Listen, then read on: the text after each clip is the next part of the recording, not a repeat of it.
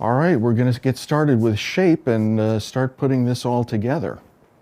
Think of the process of creating a visual composition as similar to that which a writer would take in constructing a sentence.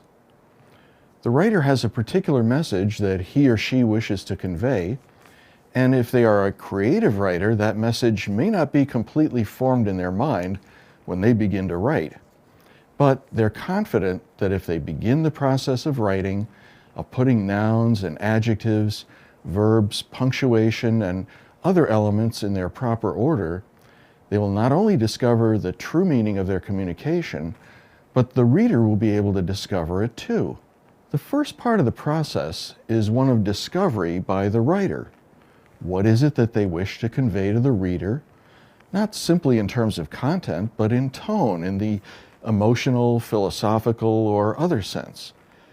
If the words are not in the right order, no matter how creative they may sound, then they can't convey the right meaning to the reader.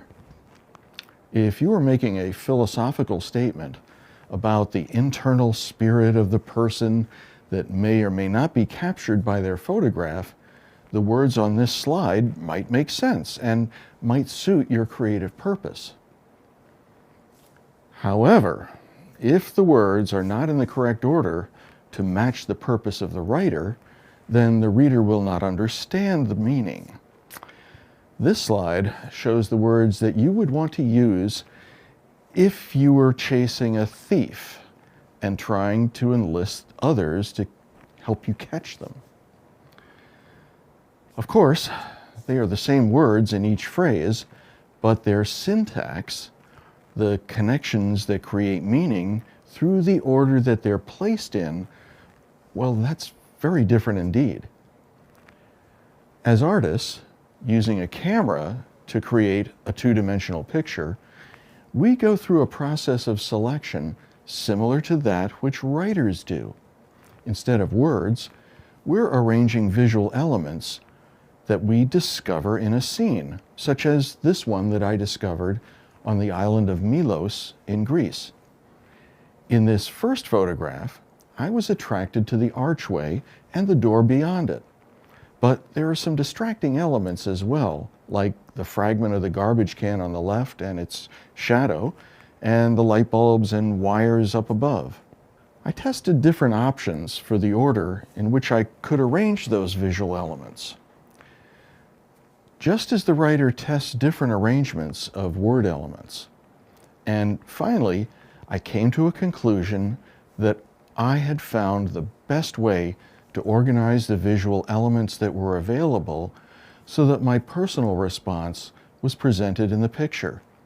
I had finished arranging and rearranging the elements of the picture in a way similar to how an author works with different combinations of words. The roots of the word photography actually mean writing with light.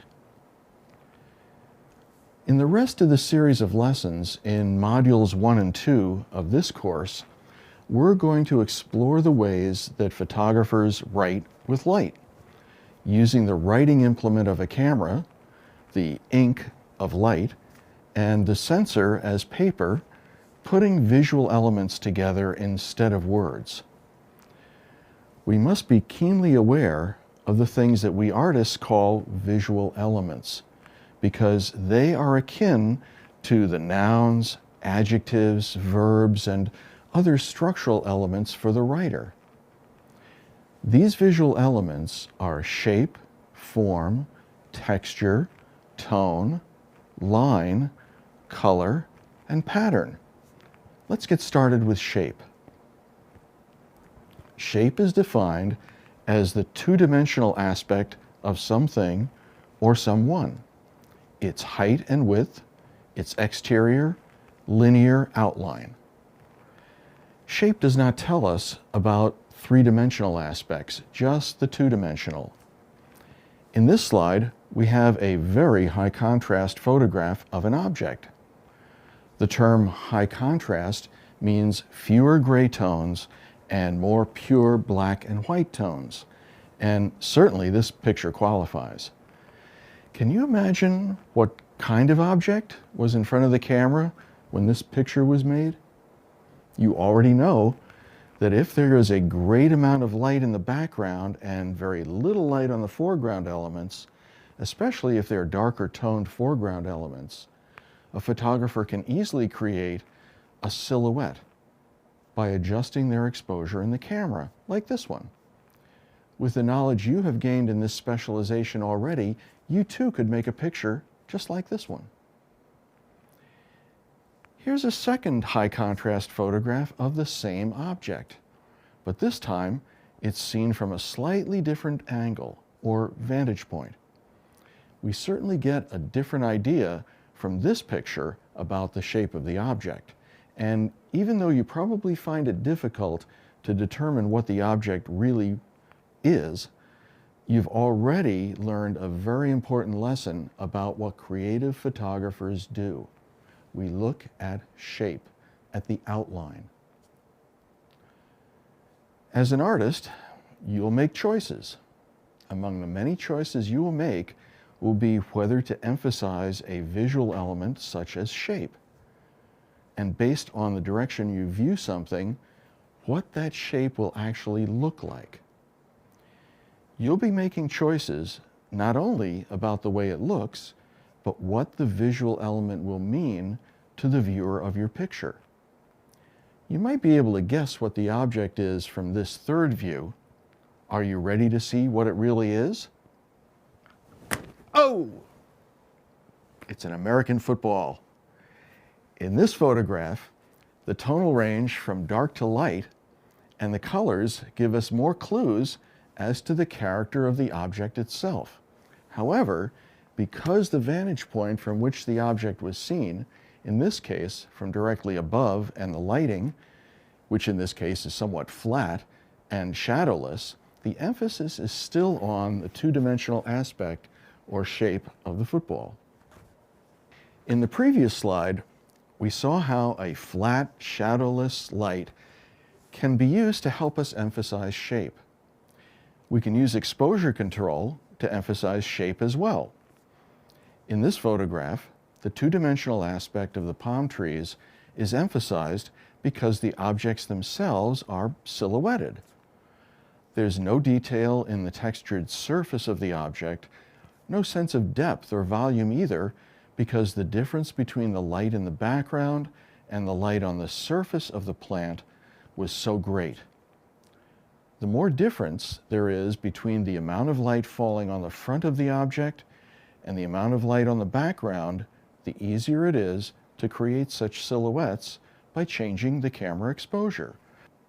When there is a strong light on the front of an object and about the same amount of light on the background, there's not enough of a difference in illumination to create a silhouette, and there is more three-dimensional detail in the image of the object.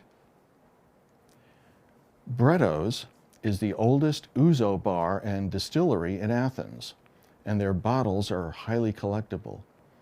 In this lighted display wall, I could easily see more detail in the surfaces of the letters and logo and the shelving, but I chose to make my exposure so that the more brightly backlit aspects of the scene were emphasized, and the other elements on the surface details were turned more to the shadows, more to silhouettes.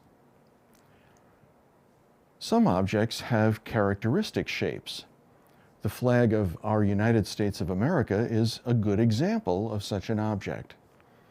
When the astronauts landed on the moon and planted our flag, it was rigged with a pole to make it appear that it was blowing proudly in a brisk breeze. Of course, there is no breeze on the moon, but it was important that our flag's shape make a strong and proud statement, and it did. There are many different things that we might first think of primarily in terms of their three-dimensional form. When a two-dimensional aspect of such things is emphasized by the photographer instead, he or she can convey new insights and new meanings. Finding something familiar that you usually interact with in its three-dimensional form and photographing to reduce it to 2 dimensions, like this sailboat and sail, might be a good assignment to give yourself. With the introduction of our first visual element, that of shape, let's move on to the other lessons and expand our visual art elements vocabulary even further.